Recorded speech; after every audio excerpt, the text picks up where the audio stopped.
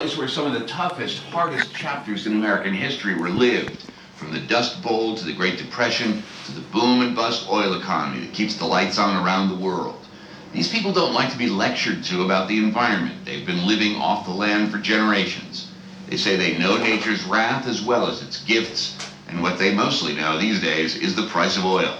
I'd like to see the price of oil come back up because if you're going to Stillwater and you see all them rigs laying on the ground over there, and you think about how many thousand jobs or thousand people are out of work just because them rigs are laying over there, you know, it kind of makes you stop and think. Bob Noltensmeyer is the city emergency manager in Cushing. It's just north of Oklahoma City, not far from Stillwater, where he was talking about all those abandoned rigs. They measure the economy in oil rigs around here. One of the things most Americans don't know is that for all of Barack Obama's reputation for tackling climate change, the last 8 years have seen America become one of the 3 biggest oil producers in the world through a combination of federal policies, advanced drilling technologies, and favorable prices. Oil is gushing in Cushing. The city, in fact, is the perfect snapshot of the complexity of U.S. energy policy right now. And you might say Cushing has been literally trembling in its boots. Because I had to hold on to the bedpost, it was so bad. Oh, Sarah, another one.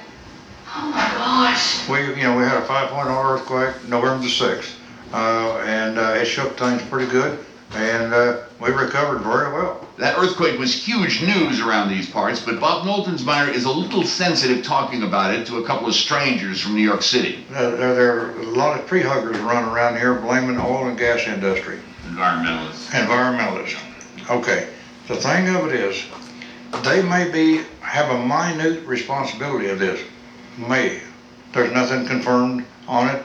I used to drive for a service company. We did a lot of fracking, and this has been going on for years. Fracking, injection, and you look at different places around in Texas and North Dakota, South Dakota that are doing the same thing. They don't have it. The thing of it is, we live on 5 fault lines. That makes a lot of difference. You can see the earthquake damage in this forlorn little town by just strolling down Main Street.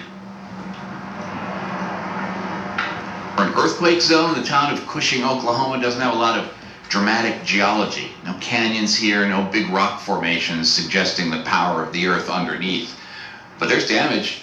Bricks falling off walls, piles of debris, tattered caution tape. Yep, the ground shook here, and people remember it. Respecting Bob's opinion, I tend to listen to a lot of different sources of information. Now, Jeremy Fraser, the assistant city manager in Cushing, will admit that the earthquake has people worried for the first time about aggressive use of fracking and high-pressure water extraction techniques for getting oil. I can say that, generally speaking, when there are very few of a event and you change something, and then after the fact there are quite a few more of those events, those events being earthquakes in this case, I personally believe that there is some connection. I also believe that the state of Oklahoma would not have reduced the number of injection wells had there not been a connection of some sort. I've been a friend of the oil industry for years. Like I said, I used to drive for a service company. I know how it works, I know how it operates, and I don't think that they're totally responsible for it.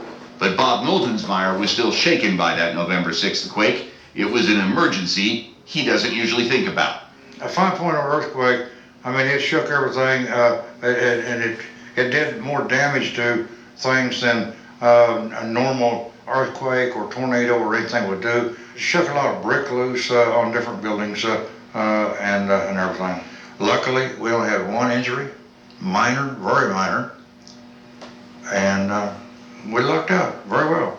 Just a lot of shattered nerves. Shattered nerves and a reminder that the big oil companies in Cushing are prospering, even if this town's bricks are crumbling and the whole community looks like it's seen better days. Assistant City Manager Jeremy Fraser. The oil companies, with the exception of just a few, are actually located, for the most part, outside of the city limits. And what we find, and at least what I've been told, is that a great portion of those employees actually commute into the community.